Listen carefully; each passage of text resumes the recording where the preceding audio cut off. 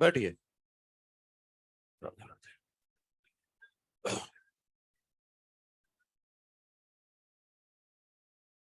Incomplete linkage पढ़ रहे थे, है ना? तो इनकम्प्लीट लिंकेज में आगे बढ़ते हुए मॉर्गन ने 2 क्रॉस कराए थे ड्रोसोफिला पर, जिसको एनसीईआरटी ने भी डिस्क्राइब किया है।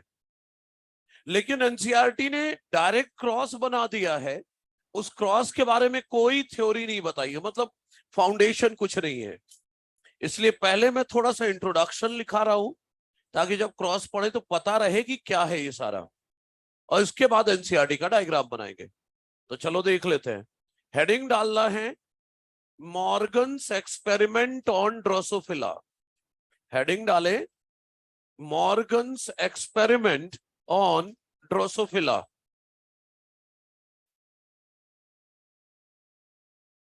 Morgan's experiment on Drosophila.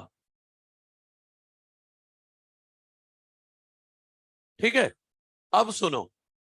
Morgan ने ड्रोसोफिला पर 2 क्रॉस किए थे। मॉर्गन ने ड्रोसोफिला पर 2 क्रॉस किए थे। एक था क्रॉस ए और एक था क्रॉस बी। अब ये जो क्रॉस ए और बी कराया था इन्होंने, इसमें कौन कौन से कैरेक्टर लिए थे वो देखना है अपन को। तो सबसे पहले क्रॉस ए के लिए सुनो। पहला कैरेक्टर क्रॉस ए के लिए लिया था बॉडी कलर। पहला कैरेक्टर लिया था बॉडी कलर। बॉडी कलर में डोमिनेंट था ब्राउन, रेसेसिव था yellow. Brown body colour wild है। वाइल्ड है मतलब डोमिनेंट है, डोमिनेंट है।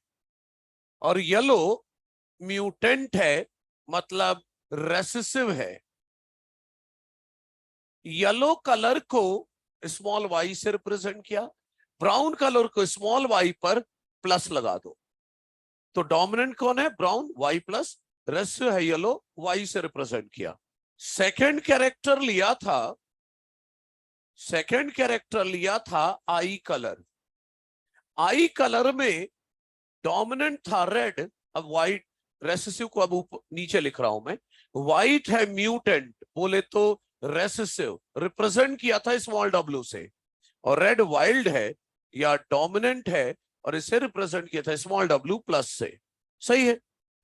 पैटर्न सेम रखना हो तो इसको रिवर्स कर सकते हैं हम। काय को उल्टा पुल्टा रखना? डोमिनेंट को ऊपर रख देते हैं और रेसेसिव को नीचे। तो येलो क्या था? Mutant, recessive, represented by small Y.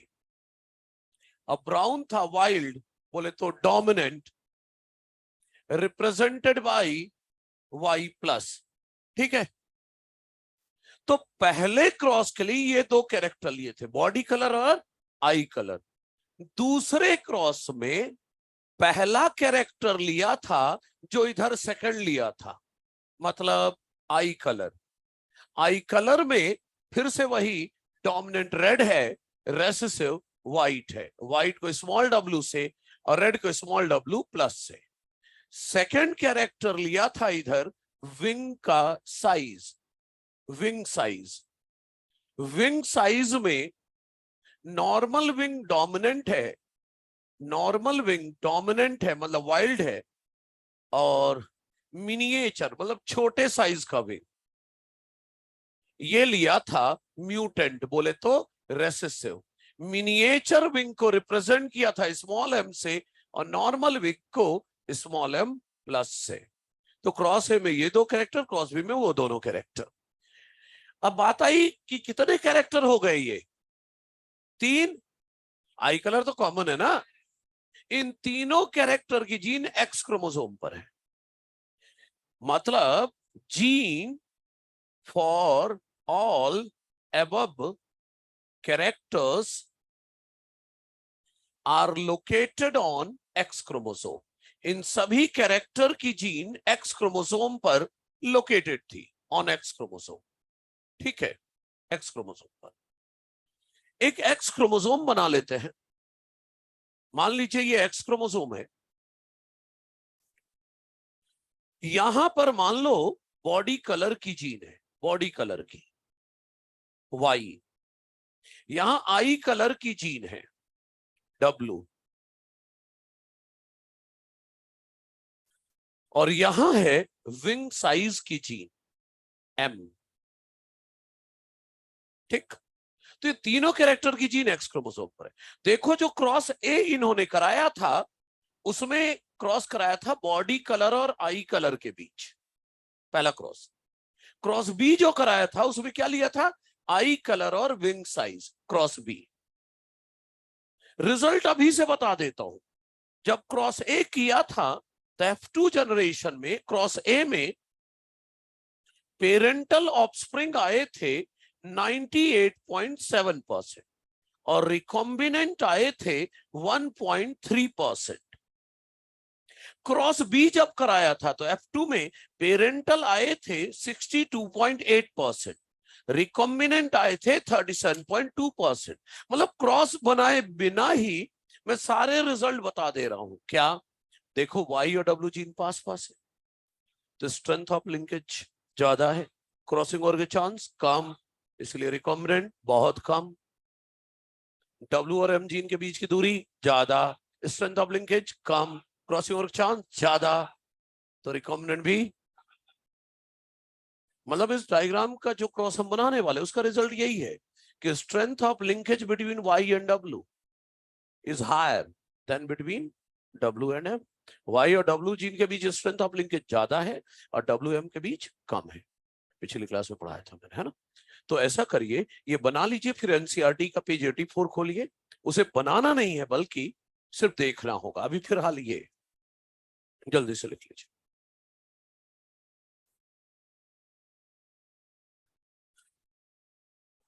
और जो पिछली क्लास में मिसिंग थे उन्होंने ऑनलाइन लेक्चर देख लिया, नहीं देखा है?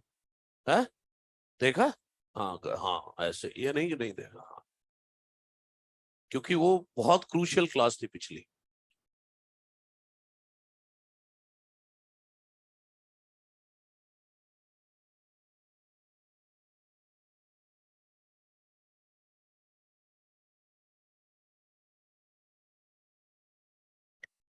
अरे भाई, दो जीन के बीच ही पढ़ना है, एडजस्टेंट जीन के बीच ही क्रॉस ओवर पढ़ना है हमें।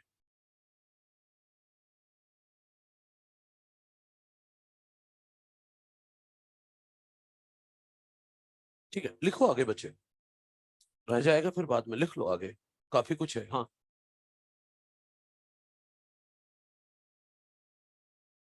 हाँ, वो तो पढ़ेगा ना अभी, क्रॉस है भी डिटेल में पढ़ेंगे। वो तो रिजल्ट बता दिया क्या मिला था F2 में। अरे फर्स्ट क्रॉस इन दोनों कैरेक्टर का कराया था, तो पहला जो क्रॉस कराया था उसमें ये रिजल्ट आया था।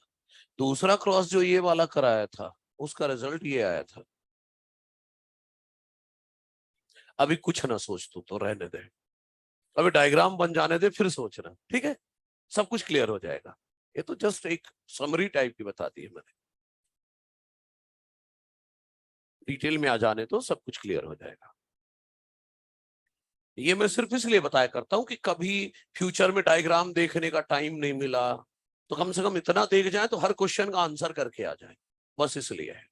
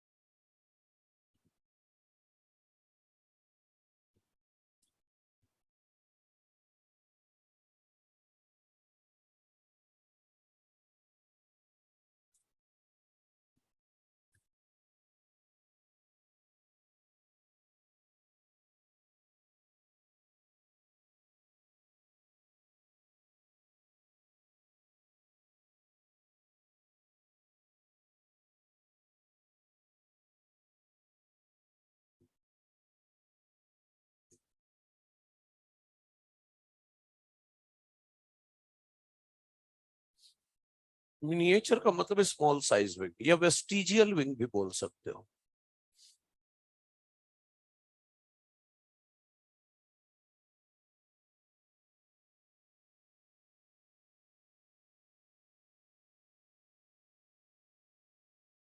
हम्म।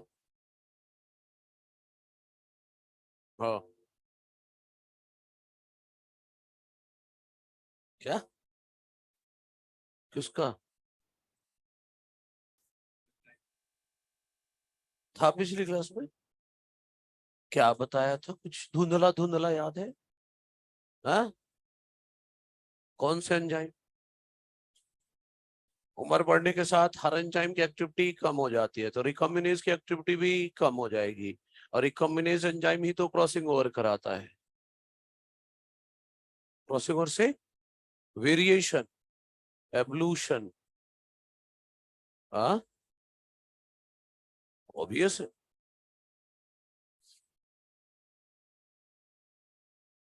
ठीक है, ये सब कंप्लीट करें और क्रॉस ए और क्रॉस बी दोनों पढ़ते हैं, है ना।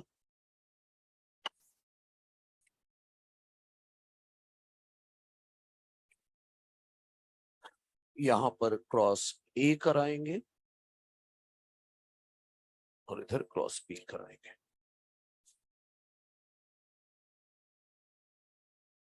ठीक है, लिखो क्रॉस ए और क्रॉस बी।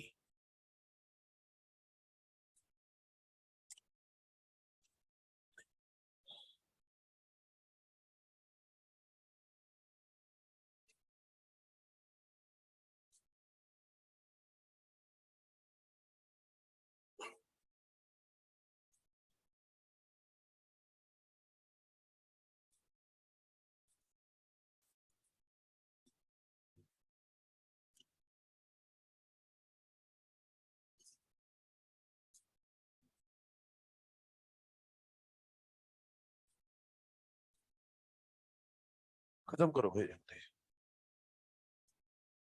और फिर एनसीईआरटी निकाल लें। ये जो डायग्राम बन रहा है ये सिर्फ देखना है, एनसीईआरटी में कलरफुल बना हुआ है, इसको देखना है कि बनाना कैसा है। पेज 84 मॉड्यूल में भी है, एनसीईआरटी में भी है। मिल गया पेज 84 में। हाँ, ऊपर देखना हेडिंग होगी क्रॉस ए क्रॉस बी। ये पढ़ना है। हो गया? चलिए आ जाइए।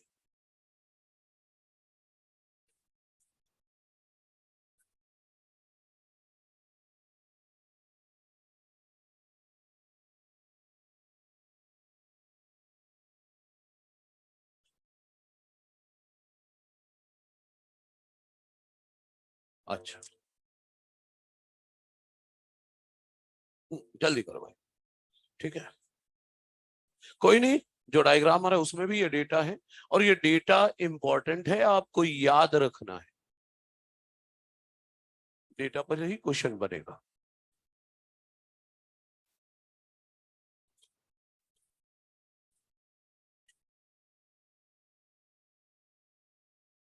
अच्छा चलिए आ जाइए अब सब ध्यान दें। एनसीईआरटी में पेज 84 में डायग्राम बना है, सिर्फ देखना है कि इस डायग्राम को कैसे बनाना है, और घर जाकर एक बार प्रैक्टिस कर लेना। नीट में तो नहीं पूछेगा भाई, बोर्ड वाले बोल दे बनाओ ये वाला क्रॉस, तो फिर क्या करोगे? इसलिए जरूरी है एक बार सीखना। ठीक है, चलो आ जाओ। देखो इधर इधर इधर, अब कहीं भी ध्यान नहीं, पूरा ध्यान इधर। देखो ये जो सीधी डंडियां बना रखी है ना मैंने, ये एक्स क्रोमोसोम है। ये सीधी डंडी जो बनाई है वो एक्स क्रोमोसोम है, और जो हुक जैसा कर दिया है वो वाई क्रोमोसोम है। मतलब ये जो है ये फीमेल है और ये मेल है। इधर भी ये एक्स एक्स क्रोमोसोम है दोनों, फीमेल। ये एक्स और वाई है, मेल। ठीक। अब देखो एक्स क्रोमोसोम पर ये रही येलो बॉडी की जीन स्मॉल वाई, ये व्हाइट आई कलर की जीन ये white small W, small Y small W. मतलब फीमेल के दोनों एक्स पर स्मॉल वाई है, तो बॉडी कलर क्या होगा? येलो। और दोनों एक्स पर स्मॉल डब्लू है, तो क्या कलर होगा आई का? व्हाइट। तो फीमेल रेसेसिव लिया है हमने, येलो बॉडी व्हाइट आई। यहां मेल को डोमिनेंट ले रहे हैं, मेल में Y प्लस है और W प्लस है। Y पर तो नहीं है ना जीन, Y पर थोड़ा नहीं है जीन, X पर है तो Y पर नहीं लिखेंगे। तो Y प्लस मतलब ब्राउन बॉडी, W प्लस मतलब रेड आई। एनसीईआरटी ने ऐसा कुछ नहीं लिखा, एनसीईआरटी ने लिखा मेल जो है वाइल्ड टाइप का है। वाइल्ड टाइप मतलब डोमिनेंट है, ब्राउन बॉडी रेड आई डोमिनेंट। इनके बीच क्रॉस कराना है। इधर जो दूसरा क्रॉस कराना है, यहां पर ये W है, यहां पर M है, ये W है, ये M है, मतलब फीमेल फिर से recessive. W is white I, small m is miniature wing, और मेल यहां W प्लस है मतलब रेड आई, M प्लस नॉर्मल विंग, मतलब मेल कैसा लिया है, वाइल्ड टाइप या डोमिनेंट टाइप लिया है। मेल डोमिनेंट दोनों क्रॉस में और फीमेल रेसेसिव। चलो क्रॉस करा देते हैं। देखो इन दोनों के बीच के क्रॉस से जो F1 आने वाला है, इन दोनों के क्रॉस से जो F1 आने वाला है वो कैसे लिखा जाएगा। तो देखिए F1 कैसे लिखना है। मेल और फीमेल दोनों के ऊपर वाले क्रोमोसोम साथ में लिख दो और नीचे वाले क्रोमोसोम साथ में लिख दो। बोर्ड की तरफ ध्यान, मतलब ये फीमेल वाला ऊपर वाला क्रोमोसोम ये रहा, और मेल वाला ऊपर वाला chromosome Y plus W plus, लिख दिया। अच्छा, इधर फीमेल का नीचे वाला क्रोमोसोम YW, और इधर नीचे Y है। ये क्या किया मैंने, मेल फीमेल दोनों के ऊपर वाले क्रोमोसोम साथ में रख दिए, नीचे वाले क्रोमोसोम साथ में रख दिए। तो ये दोनों XX क्रोमोसोम है, मतलब ये बेटी है इनकी और ये इनका बेटा है। सही है। बेटी में Y प्लस और W प्लस है, ब्राउन बॉडी रेड आई, मतलब वाइल्ड टाइप बोले तो डोमिनेंट है, बेटी डोमिनेंट है, और YW स्मॉल है तो येलो वाइट, मतलब रिवर्स नहीं हो गया। मतलब हमने फीमेल रेसेसिव लिया था, मेल डोमिनेंट, लेकिन मेल डोमिनेंट लिया लेकिन बेटा कैसा आया, रेसेसिव, और बेटी डोमिनेंट आई। सही है। अच्छा उधर जिसे ना समझ में आया उधर देख लो, उधर भी तो यही करूंगा, इधर भी वही करूंगा।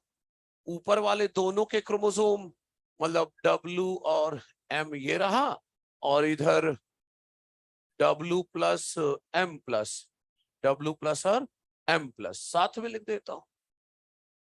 इधर इसका नीचे वाला क्रोमोसोम WM, और इधर नीचे Y है तो Y लिख दिया।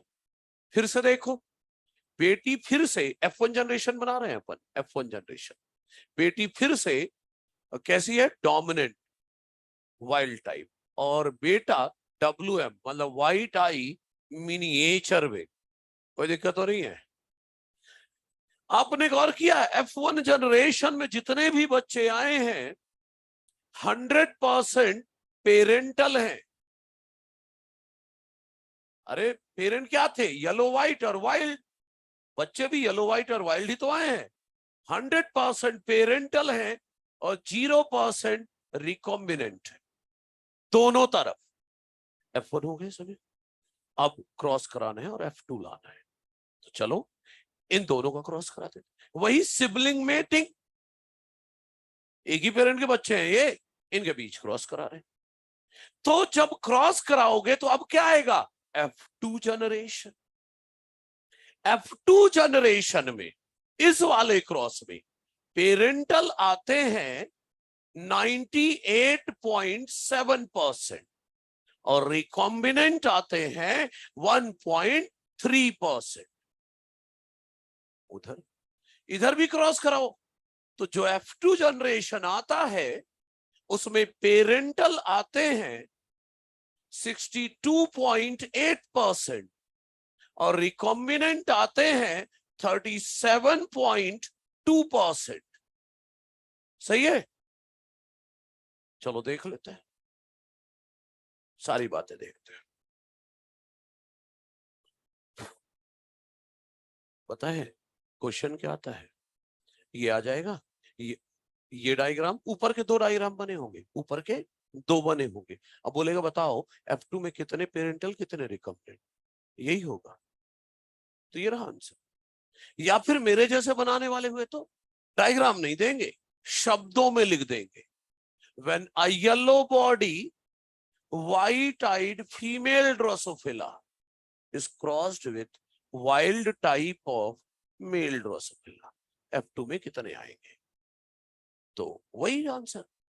और उलझाने के लिए पूछ लेंगे F1 जनरेशन में कितने पेरेंटल और रिकम्बिनेंट आएंगे, और लोग फटाफट टिक करके चले आते हैं। ओ भाई F2 का डाटा है, F1 में 100% पेरेंटल है। तो क्वेश्चन में ये भी देख लेना कि F1 का पूछा है कि F2 का, और ये न्यूमेरिकल वैल्यू होंगी वहां 98.7, ये सब भी होगा। क्लियर है मेरी बात? ये ऐसे क्वेश्चन में लोग उलझते हैं, और ये वैल्यू याद करनी ही करनी है आपको। ठीक है, अब सुनिए सर, अब पेरेंटल ऑफस्प्रिंग कैसे कैसे बनाएंगे? चलो इधर आओ देखो, क्योंकि आपको लग रहा हो ओए कि ये सीख 4-4 बने, ये कहां से आ गए? बहुत आसान है ये बनाना। देखो क्या करना है, एक बार ओ इधर सुनो, 2 बार वाई लिख लो, 2 बार। ओए उसके चेहरे में नहीं लिखा है, इधर लिखा है, पूरा फोकस इधर, चेहरे में कुछ लिखा है उसके, तो ध्यान दे ले इधर।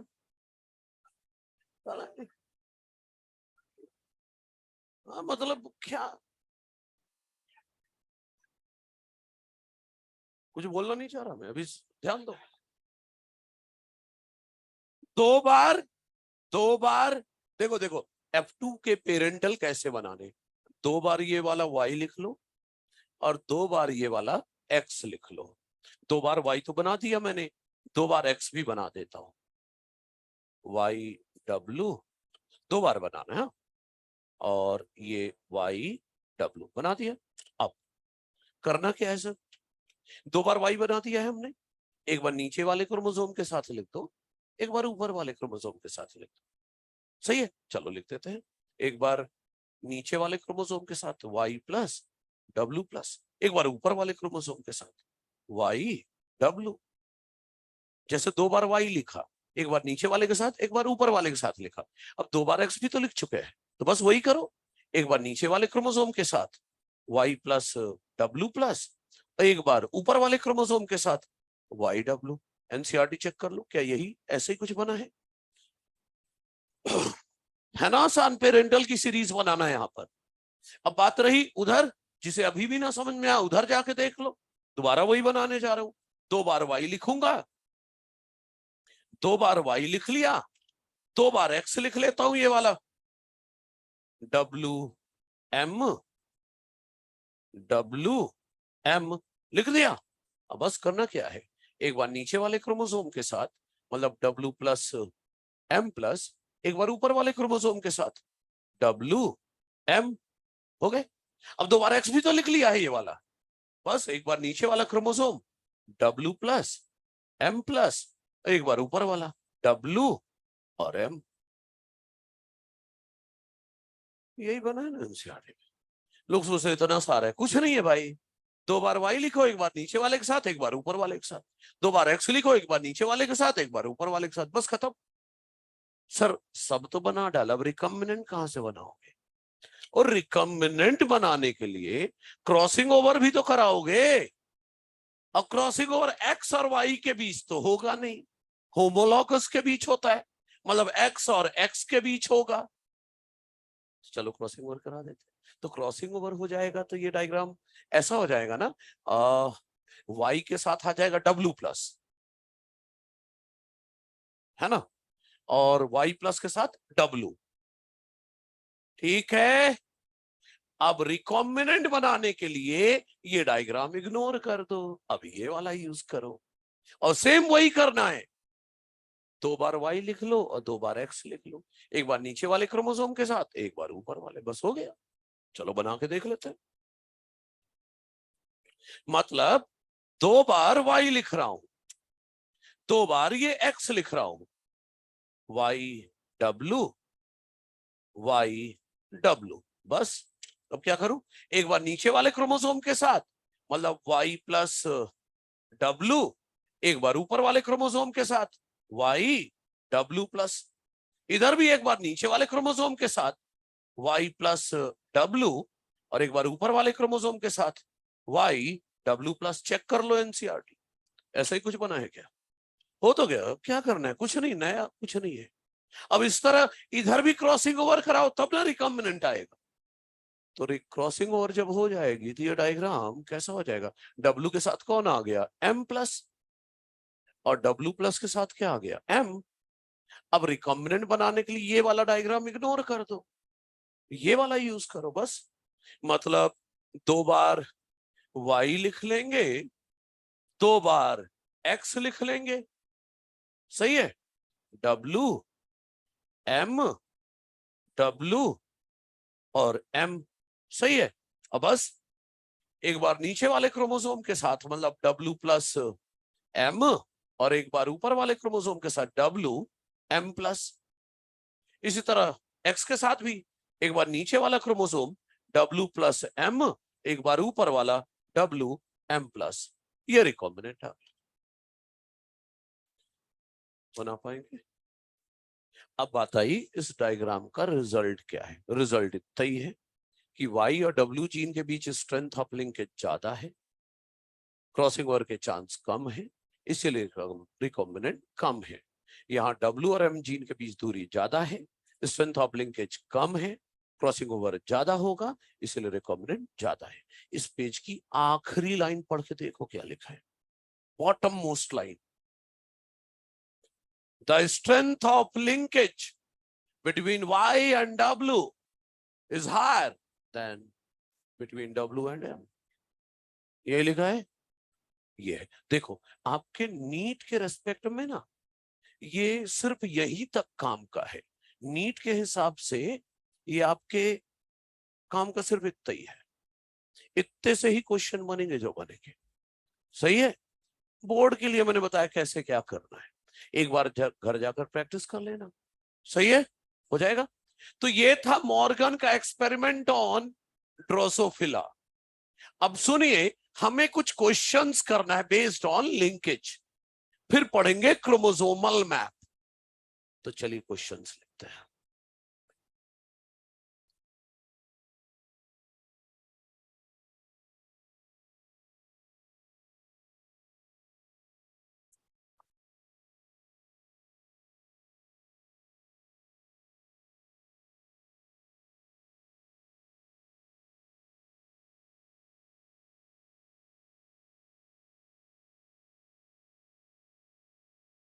ठीक है, चलिए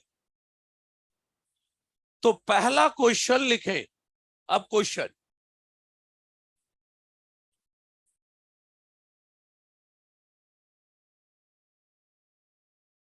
तो पहला क्वेश्चन लिखे, genotype of a plant is, genotype of a plant is, genotype of a plant is ++/AB, ++/AB, in which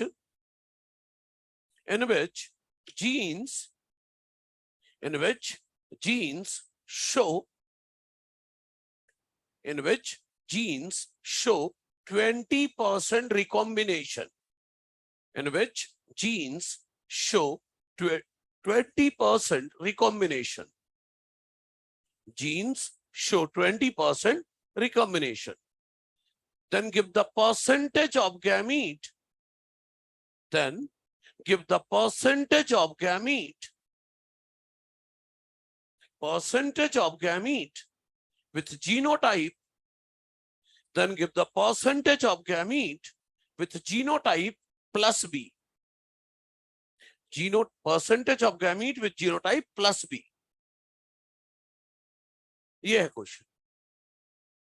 पहला सवाल है, मैं बता रहा हूं कैसे करना है।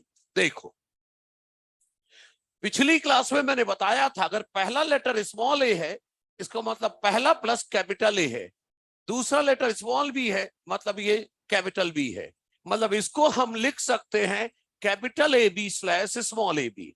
और मैंने ये भी बताया था स्लैश का मतलब होता है कि इस पर एक क्रोमोसोम, उस पर दूसरा क्रोमोसोम। मतलब ये कहना चाह रहा है कि एक क्रोमोसोम में कैपिटल ए बी है और एक क्रोमोसोम में स्मॉल ए बी है। सिस अरेंजमेंट, एक क्रोमोसोम में दोनों डोमिनेंट एलील, एक क्रोमोसोम में दोनों रेसेसिव एलील।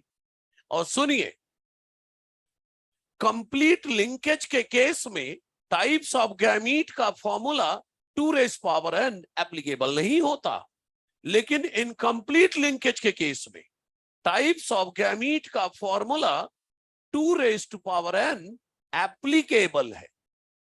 कंप्लीट लिंकेज में एप्लीकेबल नहीं है ना, इनकम्प्लीट लिंकेज में एप्लीकेबल है। तो ये डाई हाइब्रिड है, capital small A capital B small B, क्या है? Dihybrid. तो कितने तरह के गैमीट बनाएगा? 4 तरह के। 4 तरह के ये गैमीट बनाएगा। एक गैमीट तो एज सच आ जाएगा कैपिटल ए बी, एक आ जाएगा स्मॉल ए बी। इन दोनों गैमीट को बोलूं कि ये दोनों गैमीट पेरेंटल है, और अगर क्रॉसिंग ओवर हो गई तो एक गैमीट कैपिटल ए के साथ क्या आ जाएगा? स्मॉल बी, और स्मॉल ए के साथ कैपिटल बी। तो 2 गैमीट ये, इनको बोलूं रिकॉम्बिनेंट। ये रिकॉम्बिनेंट गैमीट है। कैपिटल ए बी गैमीट को लिखूं प्लस प्लस, ए बी को तो ए बी रखेंगे, इसको लिखूं प्लस बी, इसको लिखूं ए प्लस। अच्छा ठीक है। रिकॉम्बिनेशन का परसेंट कितना दिया है?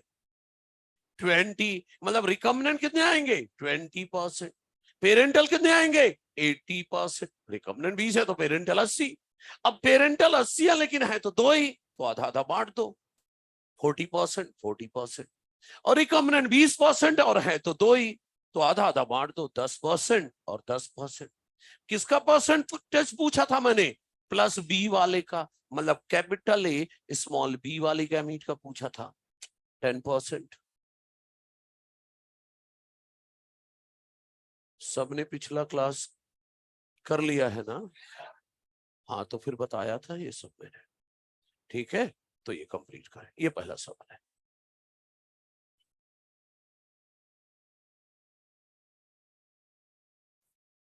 नहीं किया था तो फिर कुछ नहीं कर सकते, और किया था तो कोई दिक्कत नहीं है।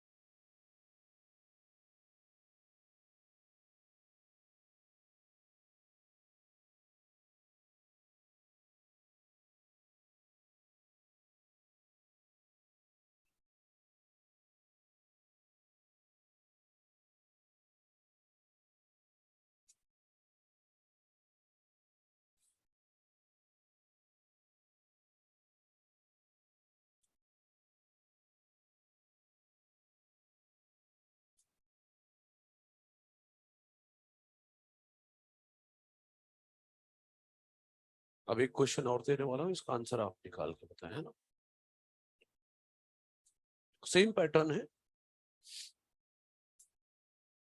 बस यहां पर सिस में डायग्राम है, अगला ट्रांस वाला होगा। ट्रांस में याद है एक क्रोमोसोम में एक डोमिनेंट एक रेसेसिव होता था, उस पैटर्न पर है।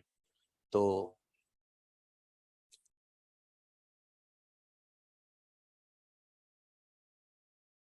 हो गया, ठीक है। आगे तो मैं जीनोटाइप आगे लिख ही देता हूं। जिस प्लांट की हम बात करने जा रहे हैं उसका जीनोटाइप ये है, +R/स्मॉल d+। इसमें रिकॉम्बिनेशन दिखा रही है जीन 30%। तो ये गैमीट का इस गैमीट के आने के परसेंटेज बता रहे हैं। क्वेश्चन लिखिए, the genotype of a plant is, the genotype of a plant is, the genotype of a plant is, लिख दो बोर्ड में जो लिखा है, +r/d plus, the genotype of plant is +r/d plus, in which genes show, in which genes show 30% recombination, in which genes show 30% recombination. Then find out the percentage of gamete. Then find out the percentage of gamete. Percentage of gamete with genotype. Percentage of gamete with genotype ++. Percentage of gamete with genotype ++. ठीक है, देखते हैं ++ वाला gamete आने के percentage 15%। कितना 35 आ रहा है तेरा? सॉल्व कर एक बार, डायग्राम तो बना उस पेरेंट का। डायग्राम में क्या है, आगे सिंप्लीफाई कर लो इसे। क्या लिखोगे, देखो देखो इधर, पहले नंबर पर स्मॉल डी है, तो पहले नंबर पर जो प्लस होगा वो कैपिटल डी है, स्मॉल r / स्मॉल डी। दूसरे नंबर पर स्मॉल r था, तो दूसरे नंबर पर जो प्लस है वो क्या होगा, कैपिटल R। ये है ना जीनोटाइप। मतलब डायग्राम बना के देखो भाई, capital D small r, small D capital R, trans arrangement. अभी देख लेते हैं, आधा आधा नहीं बटेगा 2 रिकॉम्बिनेंट में। अच्छा चलो देखो इधर, एक क्रोमोसोम में कैपिटल डी स्मॉल r है, एक क्रोमोसोम में स्मॉल डी कैपिटल R है। सही है, मतलब ट्रांस का क्वेश्चन है।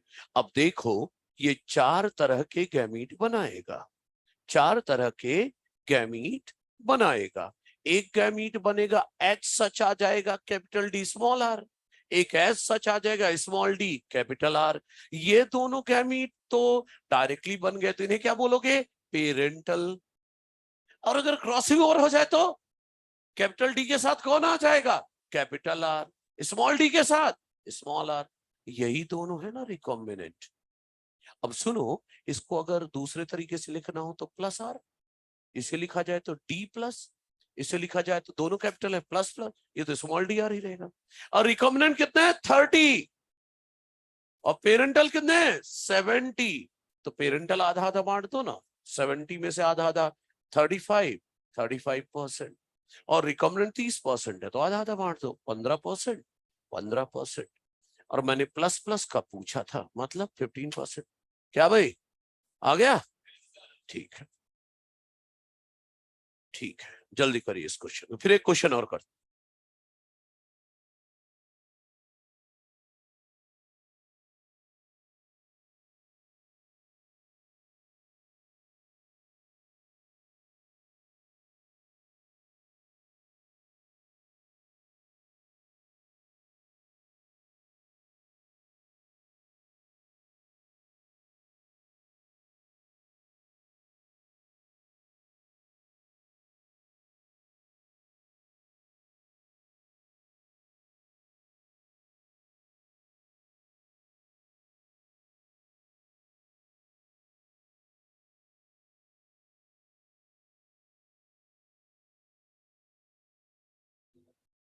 हाँ भाई कर पाओगे?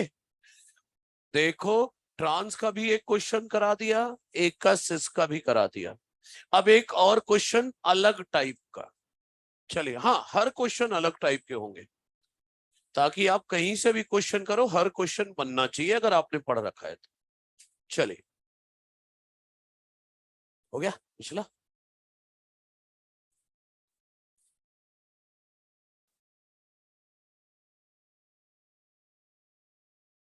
How many types of gamete?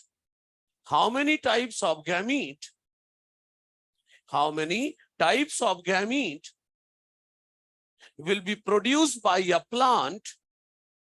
How many types of gamete will be produced by a plant with genotype?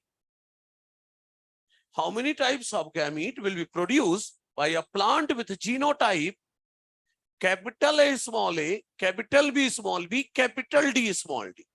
Genotype लिख दिया ऊपर बोर्ड में.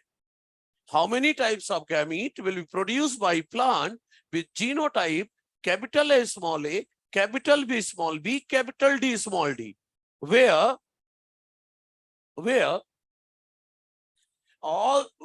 A and B genes are where A and B genes are where A and B genes are completely linked. Where A and B genes are completely linked.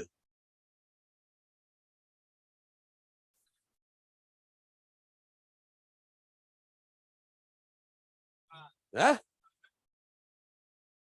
अगर सभी gene completely linked होती तो बिल्कुल सही है. अगर सभी जीन कंप्लीटली लिंक्ड होते तो चाहे कितने भी हाइब्रिड हो दो गैमीट बनते. लेकिन यहां पर ए और बी लिंक्ड है, कंप्लीटली लिंक्ड है. तो सुनो याद है जितना कंप्लीटली लिंक्ड है वो मोनो हाइब्रिड है. जितना कंप्लीटली लिंक्ड है वो तो मोनो हाइब्रिड है. बगल में एक हेट्रोजाइगस और है तो ये भी तो मोनो हाइब्रिड है. अभी डायरेक्ट आंसर निकाल के दिखा रहा हूं बाद में डायग्राम के साथ. जितनी जीन कंप्लीटली लिंक्ड है मोनो हाइब्रिड, बगल में एक और हेट्रोजाइगस, ए और बी ही तो कंप्लीटली लिंक्ड है भाई, तो मोनो हाइब्रिड. डी हेट्रोजाइगस है वो भी एक हाइब्रिड है. तो कुल मिला के हो गया डाई हाइब्रिड. और डाई हाइब्रिड कितने टाइप के गैमीट बनाता है? 4 टाइप्स के, 4 तरह के गैमीट बनेंगे. लेकिन अगर गैमीट का नाम जानना है तो सुनो क्या करना चाहिए. इधर देखिए क्वेश्चन में लिखा है कि ए और बी कंप्लीटली लिंक्ड है. तो एक क्रोमोसोम में कैपिटल ए बी लिख दो, एक में स्मॉल ए बी लिख दो. क्या याद है? सिस फॉर्म को हमने ओरिजिनल बोला था. एक क्रोमोसोम में दोनों डोमिनेंट एलील, एक में दोनों रेसेसिव. सर डी तो लिखा ही नहीं. क्या क्वेश्चन में कहीं लिखा है डी लिंक्ड है? ए और बी लिंक्ड है तो सेम क्रोमोसोम पर बनाए. ए और बी लिंक्ड है तो सेम क्रोमोसोम पर बनाए. डी के बारे में कुछ नहीं दिया है. अगर डी सेम क्रोमोसोम पर होता तो कुछ तो लिखा होता. लिंक्ड है, कंप्लीट लिंक्ड है, इनकम्प्लीट लिंक्ड है, कुछ भी नहीं लिखा है. तो जब कुछ नहीं लिखा है तो डी को हम अलग क्रोमोसोम पर बनाएंगे. डी को हम अलग क्रोमोसोम पर बनाएंगे. मान लो डी यहां बना दिया, कैपिटल डी स्मॉल डी, ये अलग क्रोमोसोम पर, ये अलग क्रोमोसोम पर. क्यों डी को अलग बनाया? क्योंकि क्वेश्चन में लिखा ही नहीं है डी के बारे में. लिंक्ड लिखा होता तो सेम क्रोमोसोम पर बनाता. अब सोचो गैमीट क्या बनेंगे.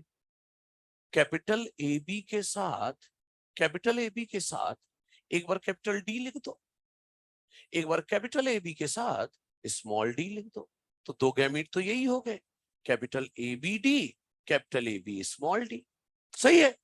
अब स्मॉल ए बी के साथ एक बार कैपिटल डी लिख दो और एक बार स्मॉल डी लिख दो. तो क्या गैमीट बन गए? Small A B capital D, small A B D.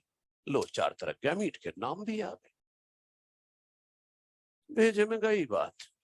Her question अलग टाइप का है ताकि हर क्वेश्चन से कुछ सीखने को मिले. तो जितनी भी जीन कंप्लीटली लिंक्ड है उसे मोनो हाइब्रिड माना करो. अगर बगल में कोई और हेट्रोजाइगस है तो उतना हाइब्रिड और जोड़ के डायहाइब्रिड बन गया था. ये तो 4 गैमीट बनाना था. कौन कौन से बनाएगा ये दिखा दिया. डी को क्यों उसी क्रोमोसोम में नहीं लिखा? क्योंकि क्वेश्चन में लिखा ही नहीं है कि डी लिंक्ड है. तो डी को तो अलग ही बनाना पड़ेगा. और ये भी लिंक्ड है तो सेम क्रोमोसोम पर बनाया. कर पाएंगे? ठीक है. दोनों तरीके से हो गया. कंप्लीट करें इसको. बहुत अलर्ट रहने की जरूरत है भाई. जेनेटिक्स के बहुत क्रूशियल फेज से गुजर रहे हो आप. ये सब खत्म कर लें. फिर अब ना एक लिंकेज के अंदर ही एक टॉपिक लेकर आ रहा हूं. फिर न्यूमेरिकल करेंगे इसके बाद. क्रोमोसोमल मैप या लिंकेज मैप या जेनेटिक मैप, ये जो भी पढ़ाया जा रहा है रोज के रोज पढ़े भाई. क्वेश्चंस जो कराए जा रहे हैं उसको भी अच्छे से सोचो, ऐसा क्यों, कैसे हुआ, कहीं कोई समस्या रहे उसे क्लियर करें।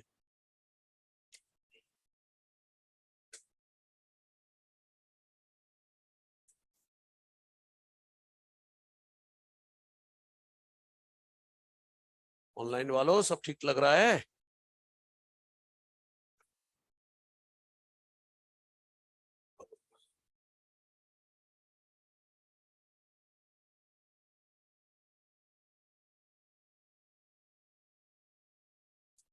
ठीक है चलो।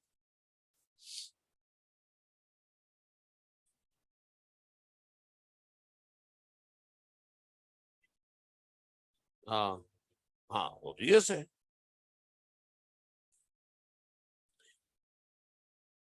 अब अगली हेडिंग जो लिंकेज के अंदर की है वो है क्रोमोसोमल मैप या लिंकेज मैप या जेनेटिक मैप। थोड़ी सी आगे इसकी थ्योरी पढ़ेंगे, फिर इस पर बेस्ड क्वेश्चन करेंगे और भी वैरायटी के क्वेश्चन करेंगे।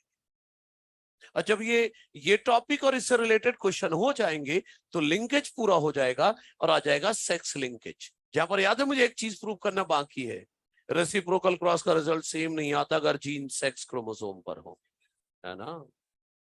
मैं याद रखता हूँ कहाँ क्या छोड़ रखा है, ठीक है। अच्छा ठीक है। हाँ कंप्लीटली लिंक्ड है।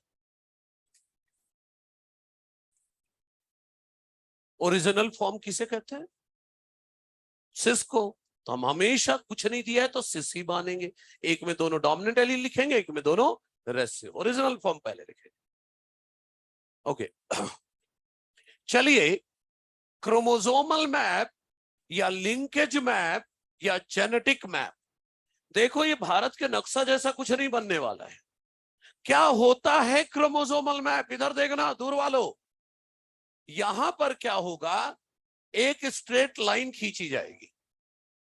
यहां लिखा मान लो ए जीन, यहां लिखा बी जीन, यहां लिखा सी जीन, यहां डी जीन, यहां पी जीन, यहां आर जीन, लाइक दैट। अब सुनो, क्रोमोसोमल मैप ये है।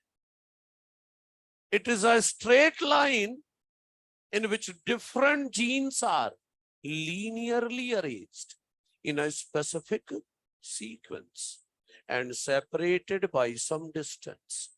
जीन्स को एक स्पेसिफिक सीक्वेंस में अरेंज करेंगे और हर दो जीन के बीच कुछ दूरी रखेंगे। ये एक लाइन की डेफिनेशन लिख लो ना, फिर समझाता हूं आगे की बात। क्रोमोसोमल मैप या लिंकेज मैप या जेनेटिक मैप, इसमें लिख लें, it is a straight line, it is a straight line in which it is a straight line in which different genes are it is a straight line in which different genes are linearly arranged in which different genes are linearly arranged in a specific sequence. Different genes are linearly arranged in a specific sequence and separated by some distance. And separated by some distance. And separated by some distance. ये छोटा सा diagram बना दो, एक line खींच के ABCD PR कुछ भी किसी भी ऑर्डर में लिख दो। ये जीन्स का ऑर्डर है कि क्रोमोसोम में पहले ये जीन है, फिर ये जीन है, फिर ये जीन है, फिर ये जीन है, ऐसे।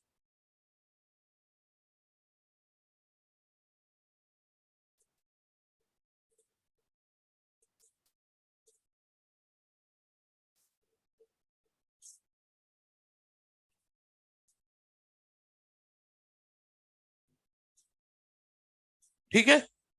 अच्छा अब सुनो, सर आपने बोला दो जीन के बीच कुछ दूरी रखनी है, कितनी दूरी रखे? जितना मन करे। नहीं, distance is directly proportional to percentage of recombination. दो जीन के बीच की दूरी कितनी रखनी है ये परसेंटेज ऑफ रिकॉम्बिनेशन से पता चलेगा। मतलब ये है, अगर दो जीन के बीच 1% रिकॉम्बिनेशन हो रहा है, दो जीन के बीच कितना रिकॉम्बिनेशन हो रहा है? 1%। तो दो जीन के बीच की दूरी रखोगे 1 map unit distance, 1 MU, 1 map unit, या 1 सेंटीमॉर्गन, CM, 1 C, नहीं सेंटीमीटर नहीं, capital M in the honour of Morgan. अगर दो जीन के बीच 1% रिकॉम्बिनेशन है तो दो जीन के बीच दूरी कितनी रखोगे? 1 मैप यूनिट या 1 सेंटीमॉर्गन। और अगर 10% रिकॉम्बिनेशन है तो 10 मैप यूनिट या 10 सेंटीमॉर्गन। क्लियर है? और सुनो, लेकिन आपको याद है मैक्सिमम रिकॉम्बिनेशन अप टू 50% होता है। मैक्सिमम रिकॉम्बिनेशन जो है वो अप टू 50% होता है। एक बार नीट में थ्योरी वाइज क्वेश्चन आया था, थ्योरी वाइज, कि एक क्रोमोसोम में ए और बी जीन है और इनके बीच दूरी है 66 मैप यूनिट, तो परसेंटेज ऑफ रिकॉम्बिनेशन बताए।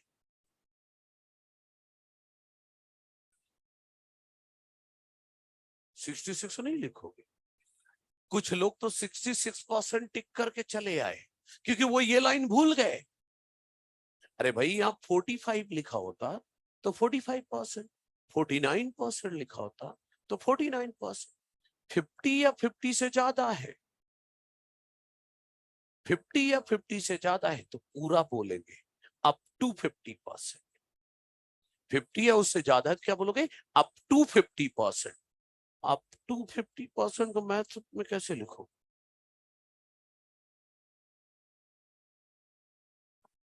ये आंसर जाएगा। अगर 49 होता 49% लिखता, 50 या उससे ज्यादा है तो ये पूरी रेंज लिखनी होगी कि मैक्सिमम कितना होता है? Up to 50%। तो क्या आंसर क्या था उस समय नीट में? लेस देन और इक्वल टू 50%। जब तक 49 तक है तब तो एग्जैक्ट वैल्यू बोलो, 50 या उससे ज्यादा दिखे डिस्टेंस तो फिर परसेंट ऑफ रिकॉम्बिनेशन क्या बताओगे? लेस देन और इक्वल टू 50%, क्योंकि एग्जैक्ट बता ही नहीं सकते। समझ गए? ऐसा क्वेश्चन आ चुका है। सर वो तो ठीक है, आपने बोला जितना परसेंट ऑफ रिकॉम्बिनेशन उतना दो जीन के बीच की दूरी, लेकिन ये बताओ परसेंट ऑफ रिकॉम्बिनेशन कहां से निकाले? टेस्ट क्रॉस करा के। बिल्कुल भेजे को सही रखना। Percentage of recombination is obtained from test cross. Percent of recombination कहां से निकालेंगे? टेस्ट क्रॉस से। मतलब कैसे? ऐसा करो, टेस्ट क्रॉस कराओ। क्या कराओ? टेस्ट क्रॉस, और फिर ये फॉर्मूला यूज करो, परसेंट ऑफ रिकॉम्बिनेशन, या इसी को कहते हैं रिकॉम्बिनेशन फ्रीक्वेंसी। क्या बोलते हैं? रिकॉम्बिनेशन फ्रीक्वेंसी, या इसी को कहते हैं क्रॉस ओवर वैल्यू, मतलब COV। इनमें से कुछ भी बोल लो, टेस्ट क्रॉस कराओ और इसका फॉर्मूला यूज करो। फॉर्मूला क्या है? फॉर्मूला है कितने रिकॉम्बिनेंट ऑफस्प्रिंग आए, कितने रिकॉम्बिनेंट ऑफस्प्रिंग आए upon total number of offspring. Recombinant offspring कितने आए upon total number of offspring कितने हैं, ठीक है, इनटू 100। तो बार बार बोल रहे हो परसेंट ऑफ रिकॉम्बिनेशन जितना उतना जीन के बीच की दूरी, लेकिन परसेंट ऑफ रिकॉम्बिनेशन कैसे निकालेंगे? टेस्ट क्रॉस कराओ और फॉर्मूला में वैल्यू रखो, मिल गया परसेंट ऑफ रिकॉम्बिनेशन या रिकॉम्बिनेशन फ्रीक्वेंसी या क्रॉस ओवर वैल्यू। पहला क्रोमोसोमल मैप किसने तैयार किया? मॉर्गन के एक स्टूडेंट ने, by use of recombination frequency. Morgan के जिस स्टूडेंट ने यह मैप तैयार किया था, उनका आ चुका है नीट में क्वेश्चन, किसने तैयार किया था? तो Alfred Sturtevant, Alfred Sturtevant prepared first chromosomal map, prepared first chromosomal map of Drosophila by use of recombination frequency. तो पहला मैप अल्फ्रेड स्ट्रैटमैन ने बनाया, ये पूछा जा चुका है नीट में। कोई पूछे क्रोमोसोमल मैप क्या जानकारी देता है, तो सुनो तो, क्रोमोसोमल मैप में ABCD PRX कुछ भी, तो क्रोमोसोमल मैप क्या जानकारी दे रहा है? Sequence of different linked genes on chromosome. मतलब क्रोमोसोम में जीन का सीक्वेंस क्या है, पहले कौन जीन है, फिर कौन से जीन है, फिर कौन जीन है, ये बता रहे हैं। दूसरा, दो जीन के बीच दूरी कितनी है, distance between two link gene कितना, ये बताता है। क्लियर है? मतलब इतने बड़े इंसान पर फोकस नहीं है इनका, वो छोटे से चूहे से। हद हो गई है, ये डॉक्टर बनेंगे। Same same. तो क्रोमोसोमल मैप क्या जानकारी देता है? सीक्वेंस ऑफ जीन बताता है और दो जीन के बीच की दूरी बताता है। क्लियर है? इसे कंप्लीट करो, इस पर बेस फिर न्यूमेरिकल करते हैं। ठीक है, ठीक है, जल्दी करें। क्रोमोसोमल मैप, हाँ जल्दी लिखिए। Chromosomal map provides information, about, number one, sequence of gene बताएगा, sequence of different linked genes on a chromosome, on a chromosome. तो पहला तो सीक्वेंस ऑफ जीन बताता है क्रोमोसोम पर। दूसरा, दो जीन के बीच की दूरी कितनी है, distance between two link genes. ये लो भाई, ये थ्योरी कंप्लीट कर लो, फिर क्वेश्चन करते हैं।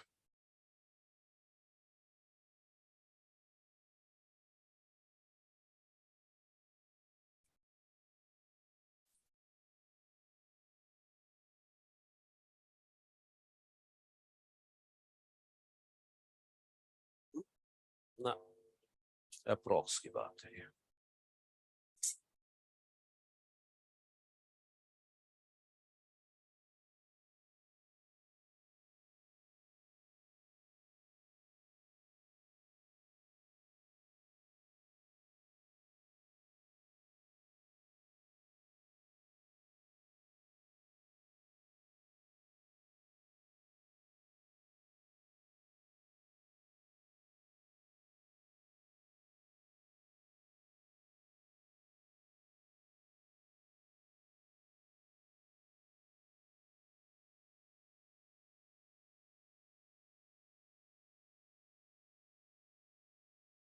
पीछे वालों सब ठीक ठाक है? कुछ दिमाग में जा रहा है? हाँ, ठीक है, चलो।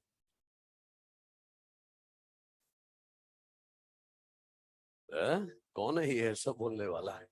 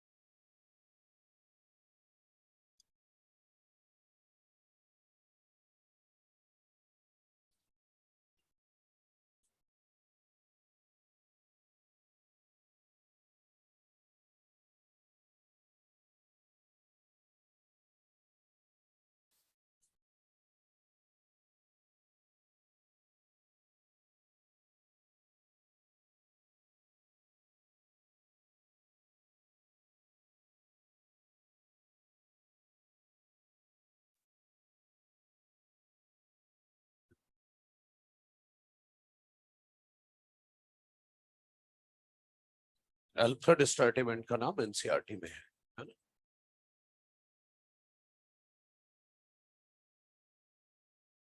भूल जाते हैं।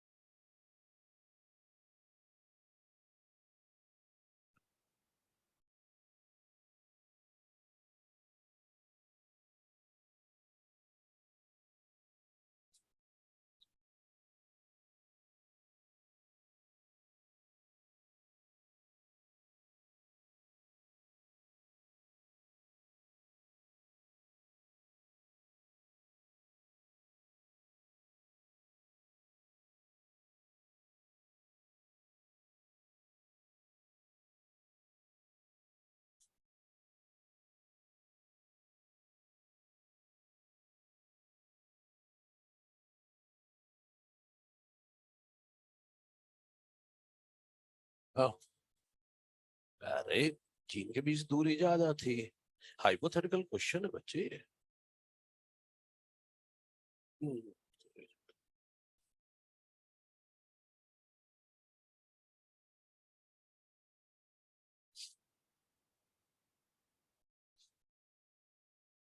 हम्म, लिखो लिखो कोई बात नहीं। अब इधर का क्या साइड उधर लिखे ना। सर अब नहीं आता, अभी भी नहीं।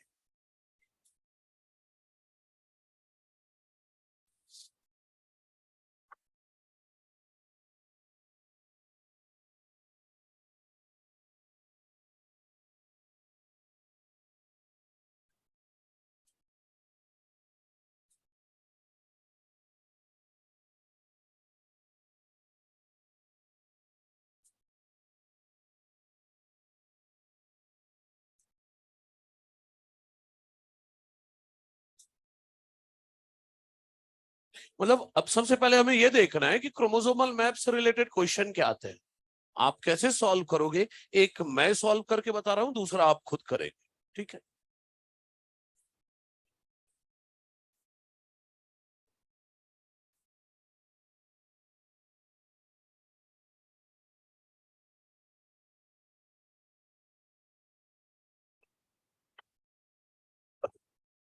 मान लो एक क्वेश्चन आया कि रिकॉम्बिनेशन फ्रीक्वेंसी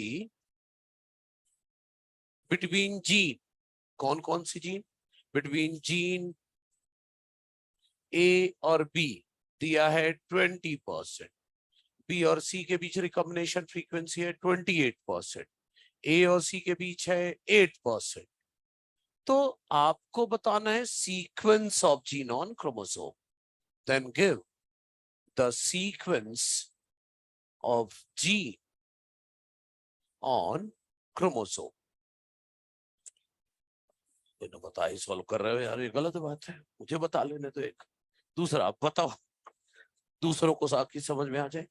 अच्छा चलो सुनो, ऐसे क्वेश्चन करने के लिए मोस्ट ऑफ, नहीं कभी कभी फेल होगा ये, मोस्ट ऑफ द केस में एक लाइन खींचो और जो हाईएस्ट वैल्यू दी हो उन दो जीन को एक एक कोने पे रख दो। हाईएस्ट वैल्यू कितनी दी है? 28। तो मैं क्या कर रहा हूं, एक लाइन खींच रहा हूं और बी और सी को एक एक कोने पर रख दे रहा हूं, और इन दोनों के बीच की दूरी कितनी है? 28 सेंटीमॉर्गन या 28 मैप यूनिट। अब अब हिट एंड ट्रायल चलेगा। मेरा मन कर रहा है ना, ए इधर लिख दो, ए और बी के बीच कितना है? 20%। तो ए और बी के बीच की दूरी है 20 सेंटीमॉर्गन, लिख तो दिया। ए और सी तो 8 सेंटीमॉर्गन ही है, ए और सी ये तो 48 हो गया। मतलब गड़बड़ बन गया ये तो, हिट एंड ट्रायल चलेगा। तो चलो इसको हटा देते हैं। चलो ए यहां रखते हैं, ए और बी 20 सेंटीमॉर्गन, और टोटल 28 है, बीस ये है, तो ऑब्वियस है ए और सी के बीच 8 सेंटीमॉर्गन फिट आ गया। मतलब सीक्वेंस ऑफ जीन इज, या तो बी ए सी पढ़ लो, और कुछ लोग उल्टा पढ़ते हैं तो सी ए बी पढ़ लो, क्या जाता है, दोनों आंसर है। ठीक है, कर पाओगे? कर लो, अगला सवाल आप करके देना। सिंपल क्वेश्चन होते हैं इसके।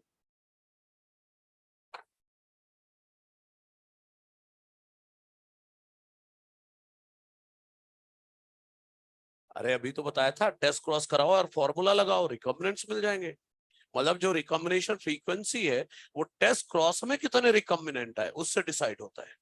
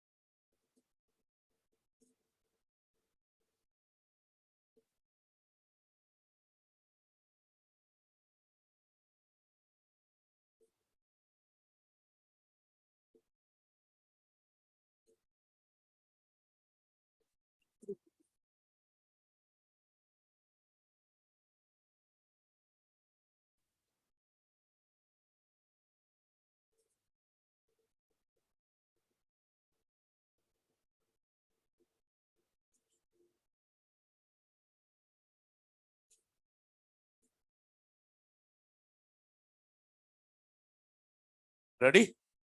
चलो मैं क्वेश्चन बदलता हूं। क्वेश्चन में इस बार रिकॉम्बिनेशन फ्रीक्वेंसी मान लो दिया है ए और बी जीन के बीच 20%,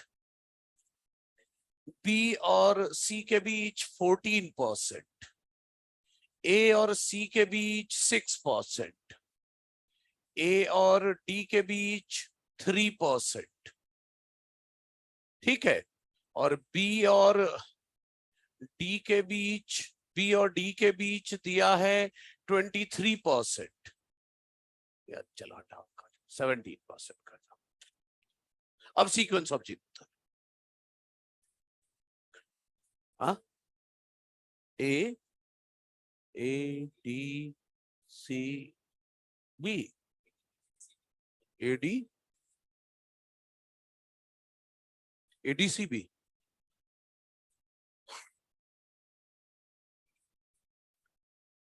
ADCB, अरे सोच ना तू भी, क्या है ये? बन गया? ये सिर्फ सुन रहा है कि कैसे है। ADCB ना? अच्छा, अरे जिनके भेजे में नहीं गई बात, हाईएस्ट वैल्यू एक एक कोने पे लिख लो। ए और बी 20 सेंटीमॉर्गन, बी और सी 14 सेंटीमॉर्गन, और ए और सी कितना दिया है 6 सेंटीमॉर्गन। सब फिट हो गया। अब क्या बचा? ए और डी। इधर इधर इधर आओ। मेरा मन कर रहा है ए और डी इधर लिख दूं। लिख तो दिया ए और डी, लेकिन बी और डी तो 17 दिया है। ए डी में 3 तो लिख दूं, लेकिन बी और डी 17 दिया यहां, तो बी और डी कितना हो जा रहा है 23। तो किधर लिखना पड़ेगा? इधर लिखूं डी। डी कितना हो गया 3 सेंटीमॉर्गन। ए और डी कितना है 3, ए और डी कितना है 3, तो बी और डी कितना हो गया 17। ए थर्ड कैटेगरी वाले बाहर जाकर ताली भी बजा ले, 10-20 मिल जाएंगे। है? हाँ, मैं भी दे दूंगा, कोई बात नहीं। और ट्रेन में ज्यादा धंधा चलता है ऐसे लोगों का। हाँ तो बस, फालतू की हरकतें क्लास में नहीं। हाँ चलो, अब सुनो मेरी बात। अब सब जस्टिफाइड हो गया। ए और डी 3 है और बी और डी 17 है। तो सीक्वेंस ऑफ जीन कितना हुआ? ADCB या BCDA। रिवर्स ऑर्डर में पढ़ लो, क्या दिक्कत है? सही है? अरे कर पाओगे सभी? हाँ, ऐसे चेहरा ना बनाओ कि क्या हो रहा है।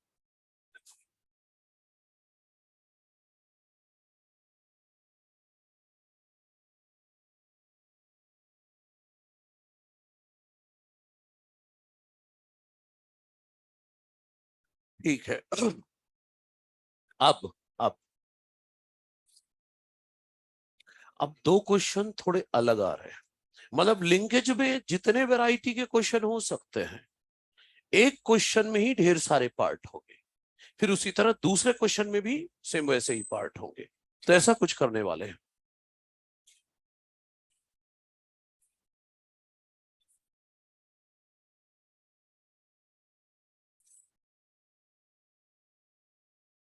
सब सही है? ओके। तेरे किसी दिन दांत टूट जाएंगे तो संभाल के रखना। दांत बड़े नाजुक है, पता है तुझे? एक एक ही काफी होता है उसमें, एक दो नहीं, दो चार टूटते हैं। जैसे जैसे दादी नहीं होती हमारे घर में, खूब बातें करना। क्या है भाई, संभालना अपने आप को।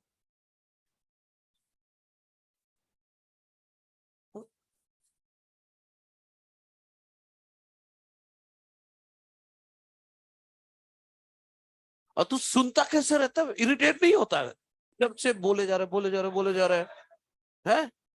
अच्छा, बीच बीच में तू भी ब्रेक लगा देता, कुछ तू भी बोल देता होगा, कुछ भी। चलिए, अब क्वेश्चन हो गया, दादी जी की बातें बता खत्म हो गई। अब अपन टॉपिक पे आते हैं। देखो भाई, एक क्वेश्चन, एक क्वेश्चन, ध्यान से देखिएगा। अब क्वेश्चन, दो क्वेश्चन है एक्चुअली, दोनों को समझ लो। डाई हाइब्रिड टेस्ट क्रॉस कराया ड्रोसोफिला का। Dihybrid test cross of Drosophila gives following result. Following result आए ये। कुछ बच्चे आए प्लस प्लस ए बी वाले 41 आए, स्मॉल ए बी वाले 41 आए, प्लस बी ए बी वाले 9 आए। ऐसा क्वेश्चन दिया होगा, आपको अलग से कुछ नहीं करना है। यहां पर ए प्लस ए बी वाले 9 आए, ये तो क्वेश्चन हुआ। अब क्या क्या बताना है? देन गिव टाइप, पहला टाइप ऑफ इनहेरिटेंस बताएं, टाइप ऑफ इनहेरिटेंस बताएं पहला। दूसरा, रिकॉम्बिनेशन फ्रीक्वेंसी बताएं। तीसरा, डिस्टेंस बिटवीन लिंक्ड जीन्स बताएं।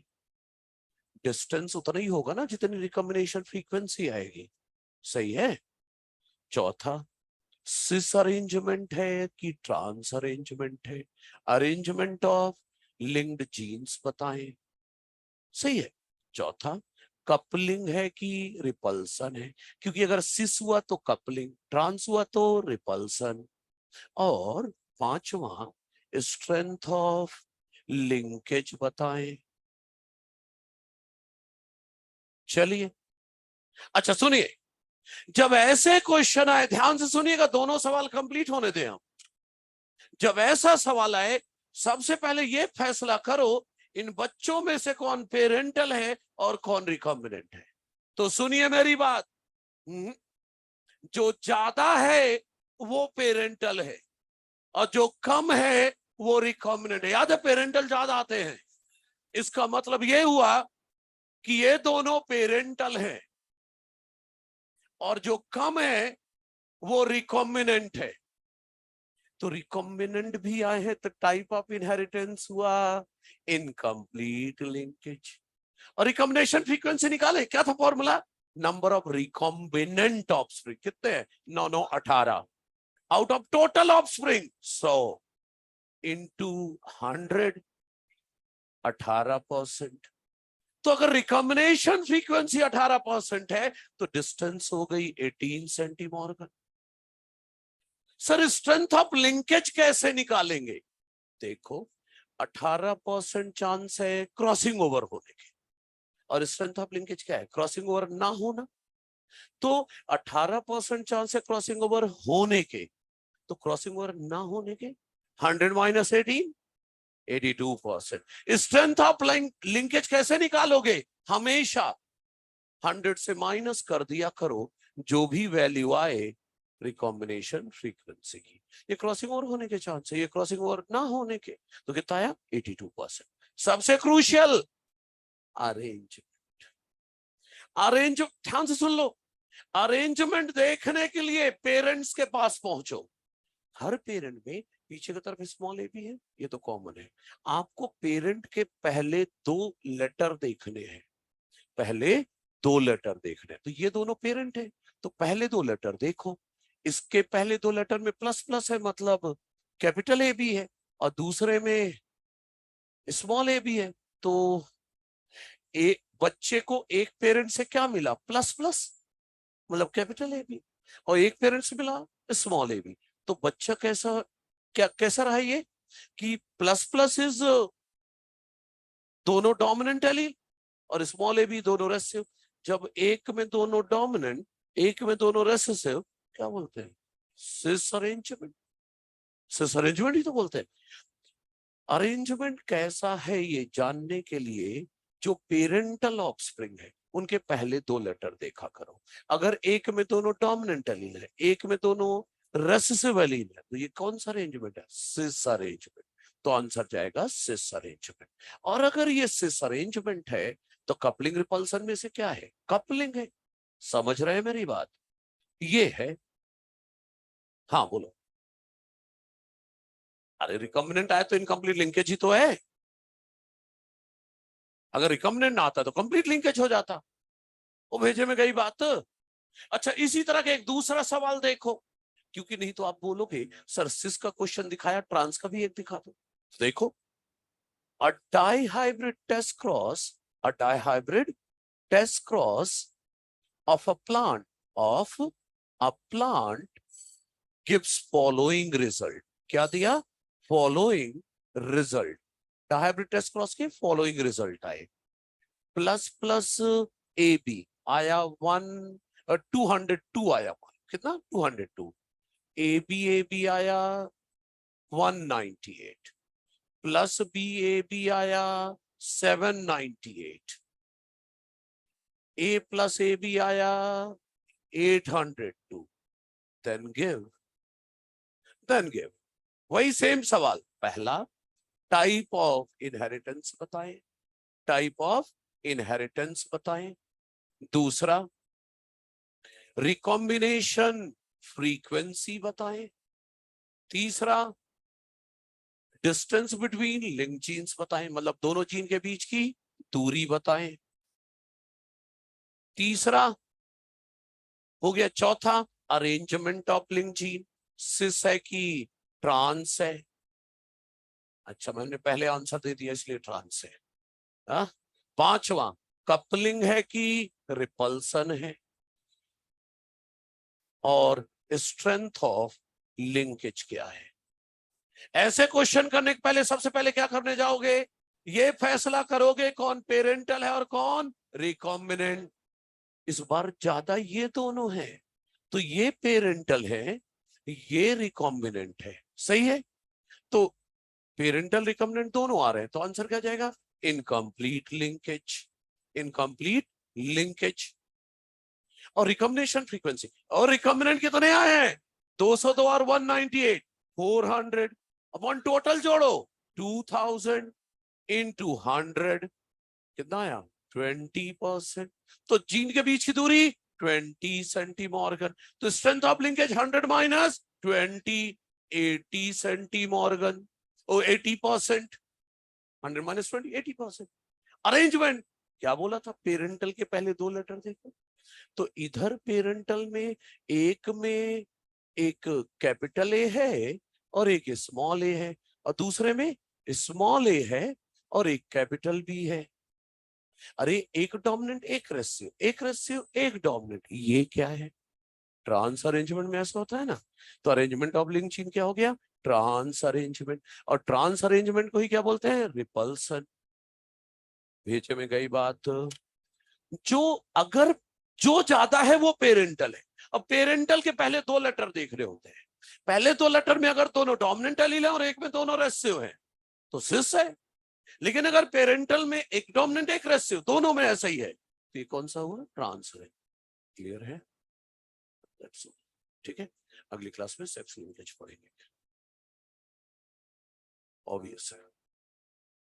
तो भाई लिंकेज से रिलेटेड क्वेश्चन आप करना, लेकिन 1-2 क्लास और हो जाने दो, सेक्स लिंकेज भी पूरा हो जाए, फिर घर में क्वेश्चन करना, क्योंकि बीच बीच में सेक्स लिंकेज के क्वेश्चन भी मिलेंगे। ठीक है, इसके बाद आप सारे क्वेश्चन कर सकते हैं। इन क्वेश्चन को जो पढ़ाया गया है इनको अच्छे से देख ले। अरे ऑनलाइन वालों को तो दिख ही नहीं रहा है। टाइप ऑफ इनहेरिटेंस भाई इनकम्प्लीट लिंकेज लिखा है, या इनकम्प्लीट लिंकेज लिखा है। खैर इतनी मैथ्स तो लगा ही सकते हैं। और ये कितना आया है? 20%। और कुछ नहीं दिख रहा है क्या? ना, सब दिख रहा है अब। Okay done, bye.